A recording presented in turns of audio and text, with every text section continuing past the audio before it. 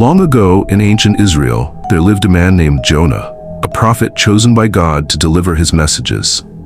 Jonah's life took an unexpected turn when God commanded him to travel to the great city of Nineveh, a place known for its wickedness, and warned them of impending judgment. But Jonah, overwhelmed by fear and doubt, made a decision that would lead him on a perilous journey, a journey filled with storms, struggles, and a miraculous encounter with a giant fish. This is the story of Jonah, a tale of disobedience, redemption, and the boundless mercy of God. The word of the Lord came to Jonah, son of Amittai, "Go to the great city of Nineveh and preach against it, because its wickedness has come up before me." But Jonah ran away from the Lord and headed for Tarshish. He went down to Joppa, where he found a ship bound for that port. After paying the fare, he went aboard and sailed for Tarshish to flee from the Lord. Then the Lord sent a great wind on the sea, and such a violent storm arose that the ship threatened to break up. All the sailors were afraid, and each cried out to his own God, and they threw the cargo into the sea to lighten the ship. But Jonah had gone below deck, where he lay down and fell into a deep sleep. The captain went to him and said, "How can you sleep? Get up and call on your God.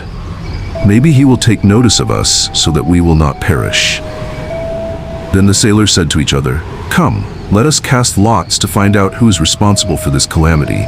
They cast lots, and the lot fell on Jonah.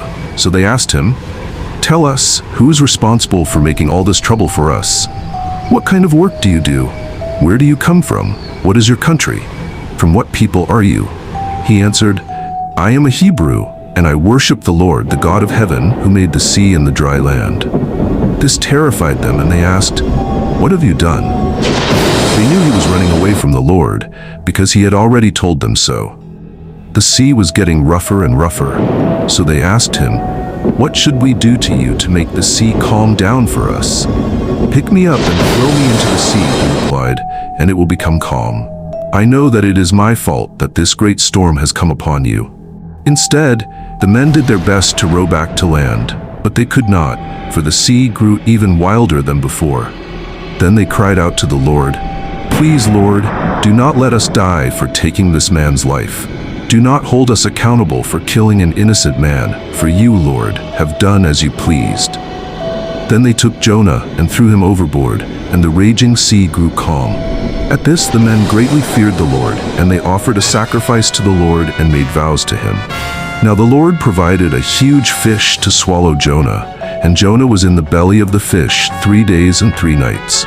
Jonah's story is one of second chances, both for him and for the people of Nineveh. It's a reminder that even when we try to run from our responsibilities or from God, He doesn't give up on us.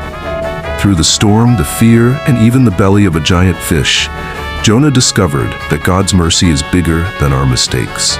And just like Jonah, we're invited to trust God's plans, even when they seem challenging, because they always lead to something greater than we can imagine. If you enjoyed this story and want to explore more inspiring Bible tales brought to life, don't forget to like this video, subscribe to the channel, and turn on notifications so you never miss a new upload.